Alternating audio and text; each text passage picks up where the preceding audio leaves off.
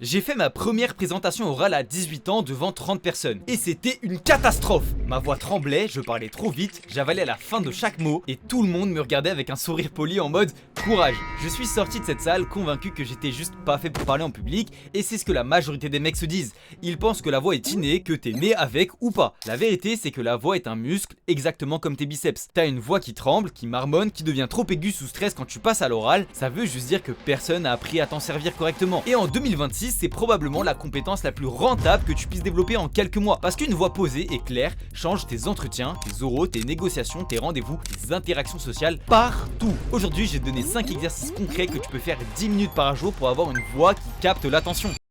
Premièrement, la respiration diaphragmatique. Avant tout, faut qu'on règle ta respiration, parce que c'est de là que vient ta voix. La plupart des mecs respirent avec leur poitrine, c'est la respiration de quelqu'un qui est stressé en permanence. Résultat, voix coincée, qui se fatigue vite et qui sonne tendue. Tu l'entends direct chez quelqu'un qui parle en public sans être préparé. La voix monte dans les aigus, elle manque d'air au milieu des phrases. Quant à eux, les bons orateurs respirent avec leur diaphragme. Regarde, n'importe quel chanteur, acteur ou avocat qui plaide pendant des heures sans perdre sa voix, c'est leur ventre qui gonfle, pas leur poitrine. C'est pas un hasard si les formations de théâtre commencent toujours par des exercices de respiration avant de travailler les textes. Voilà l'exercice à faire pendant 5 minutes par jour. Tu te mets debout ou assis, dos droit, une main sur le ventre, une main sur la poitrine, tu respires par le nez en 4 secondes en gonflant uniquement le ventre. La main du haut bouge pas, celle du bas avance en même temps que ta respiration. Tu expires en 6 secondes par la bouche, le ventre qui se vide, 10 cycles, matin et soir pendant 2 semaines. Perso, j'ai commencé cet exercice quand ma voix me lâchait à chaque fois que je parlais plus de 10 minutes d'affilée. Il m'a fallu environ 3 semaines de pratique sérieuse avant de sentir un vrai changement. Et les gens me faisaient des retours sur ma voix sans même que je leur en parle. Donc après 3-4 jours, t'as l'impression que rien n'a bougé, c'est normal. Garde en tête que c'est un muscle et pas un interrupteur on-off. C'est la base absolue. Sans une bonne respiration, aucune technique vocale marche. C'est comme essayer de courir un marathon en apnée. Ensuite, la posture. Hop hop hop. Avant qu'on continue, abonne-toi à la chaîne. On rush les 50K, on y est tellement presque. Ça se trouve, il a déjà passé au moment où je dis ça.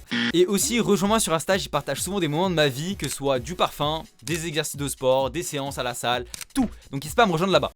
Bon, maintenant la posture, parce que ta voix passe à travers ton corps. Et si ton corps est tordu, ta voix l'est aussi. Tiens-toi debout, pieds parallèles, écartés à la largeur des épaules, épaules en arrière et basse, pas relevées vers les oreilles, poitrine ouverte, menton parallèle au sol, ni levé, colonne droite mais pas raide. Imagine un fil qui te tire vers le haut depuis le sommet du crâne.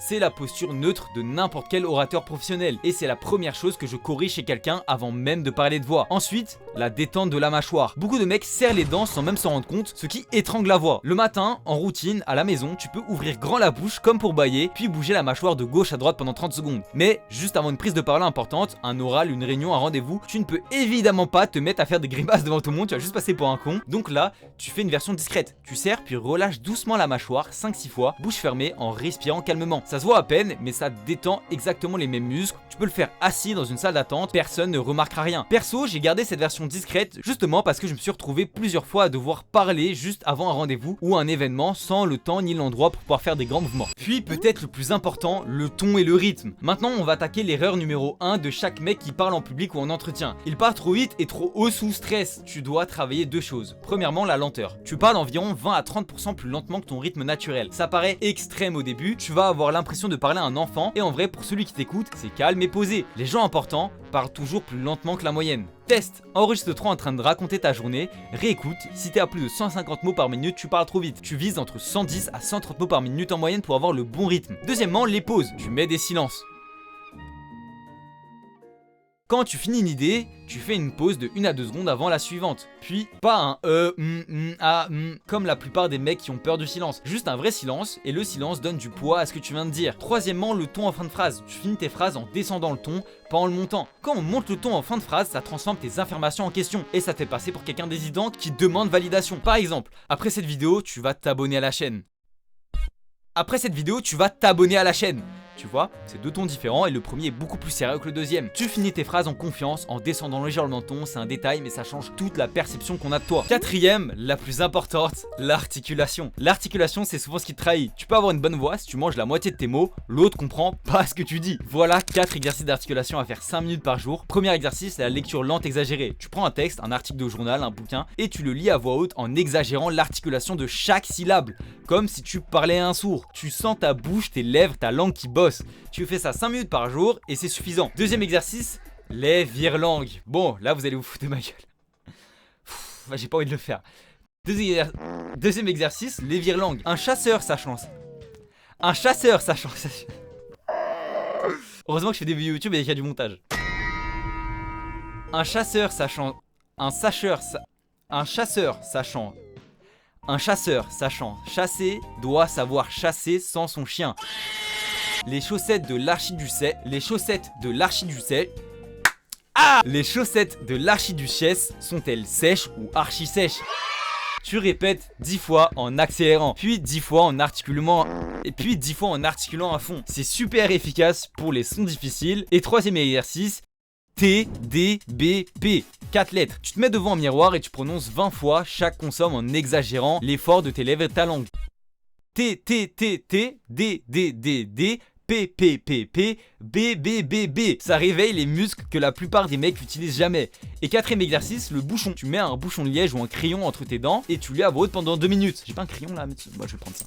Au début, c'est presque impossible. Ça va? Je peux pas faire ça. Je peux pas faire ça, c'est pas sérieux. Attends, j'ai pas un truc un peu plus facile si j'ai ça. Au début, c'est presque impossible. Ça va, j'articule mal. Tu fais ça 3 fois par semaine pendant 1 mois et quand tu enlèves le bouchon, t'articules 3 fois plus précisément qu'avant. C'est un exercice de comédien professionnel et c'est pas pour rien qu'ils le font, c'est parce que ça marche. Et pour finir, la pratique quotidienne qui enracine le tout. Et voilà, tu fais tout ça tenir dans le temps. Premier truc, tu lis à voix haute 10 minutes par jour, pas en silence, à voix haute, debout, articulé en travaillant un rythme et ton. Ça muscle ta voix passivement tous les jours comme un entraînement. Deuxième truc, tu t'enregistres 1 fois par semaine, tu prends ton téléphone, tu te poses une question type, raconte ta dernière semaine ou explique-moi ce que tu fais dans la vie. Tu enregistres 2 minutes, tu réécoutes. Au début, c'est horrible, on déteste tous notre voix enregistrée, mais c'est la seule façon de savoir où tu en es vraiment. Tu repères des tics, tes tes phrases qui montent et tu corriges. Troisième truc, tu te mets en situation au moins 1 fois par semaine. Tu te forces à parler dans une vraie situation à un enjeu. Présenter un projet en cours, faire un discours rapide à un dîner, raconter une histoire qui te passionne devant tes potes. La théorie sans la pratique, ça donne rien. Quatrième truc, tu regardes les pros. Pas pour les imiter, mais pour les observer. Comment ils respirent, comment ils prennent leur temps, comment ils placent leur regard, comment ils gèrent les silences. Regarde les conférences TED ou les concours d'articulation. Regarde les interviews longues, les gens qui parlent bien et observe leur technique. En 6 à 8 semaines de pratique régulière, tu vas pas reconnaître ta voix.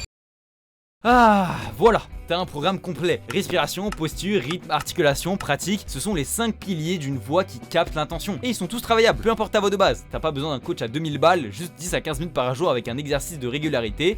Dans 2 mois, tes profs, tes potes, ta famille, ton coach vont remarquer un changement. Et toi, le plus important, tu vas te sentir capable de prendre la parole dans des situations qui te terrorisaient avant. Si la vidéo t'a parlé, dis-moi en commentaire la situation où ta voix trahit le plus, oral, entretien, drague, présentation. Je vais essayer de répondre à un max d'entre vous. Like, abonne-toi, envoie-moi un DM sur Insta si tu veux que je t'écoute. Ciao!